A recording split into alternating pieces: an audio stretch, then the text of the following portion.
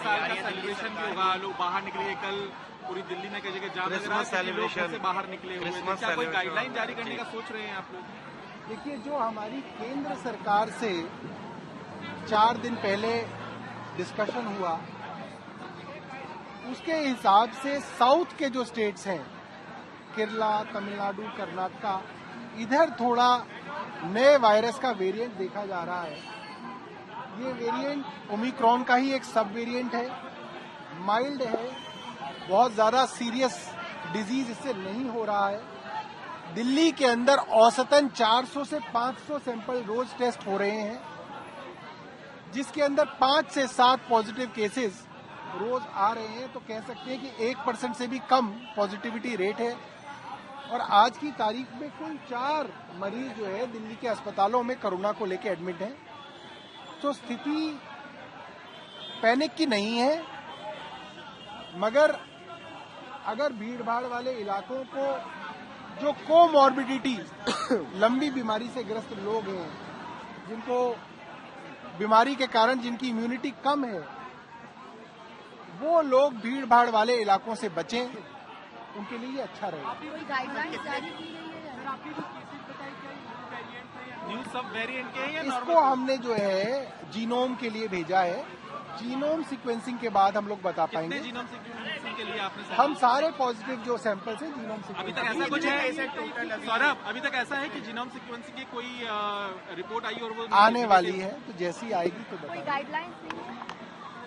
Guidelines जो केंद्र सरकार की गाइडलाइंस है, उन्हीं को हमने आगे भेजा है। केंद्र सरकार का भी मानना था कि कोई राज्य ऐसा कुछ ना करे जिससे अन्यथा जो है पैनिक जो है हम देश के अंदर फैला दें। इसलिए सरकार निगाह बनाए रखी हुई है। हमने अपने यहाँ मॉक ड्रिल अस्पतालों के अंदर करके ये देख लिया है कि व्यवस्था जो है कोरोना को लेके जो है वो पूरी हो। जीनोम सीक्वेंसिंग के लिए भेजा है।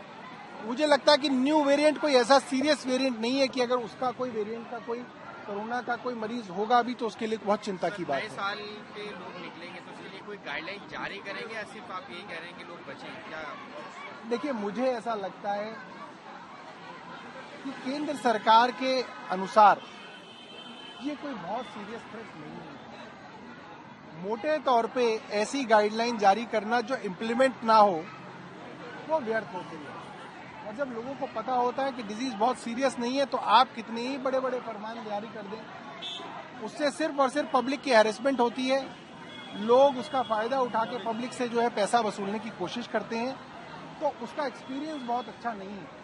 सर, उसकी जो एनफोर्समेंट होती है उसके नाम पे हैरेसमेंट ज्यादा हो जाती है। सर, एक आखिरी सवाल है। दवाइयों के मामले को लेकर जिस तरीके से मामला बढ़ा हुआ है, जांच चल रही है, और अब जो विजिलेंस सेक्रेटरी है उन्होंने भी जो है वो रिपोर्ट मांगी है जो हेल्थ सेक्रेटरी के मामले में। देखिए, ये तो एक मुझे लगता है यूजुअल प्रोसेस है। जब जब सैंपल के अंदर कोई दवाई स्टैंडर्ड की नहीं पाई जाती, वर्षों से ये प्रोसेस है कि उस बैच की जितनी भी दवाइयां होती हैं उसको इस्तेमाल में नहीं किया जाता। उसको मैन्युफैक्चरर के पास जो है उसकी कंप्लेंट भेजी जाती है, उसको उसकी पेमेंट नहीं की जाती है और उसके ऊपर उचित कार्रवाई की जाती है। और उसके ऑल्टरनेटिव अरेंजमेंट्स जो हैं जरूर किए जाने चाहिए। वो मैंने हेल्थ सेक्रेटरी को कहा है। ऐसा ना हो कि एक सीबीआई इंक्वायरी का बहाना करके दिल्ली सरकार के अस्पतालों के अंदर सारी दवाइयां बंद कर दी जाएं, कहीं ये ना हो जाए, इसका ध्यान पूरी तरह से रखना चाहिए।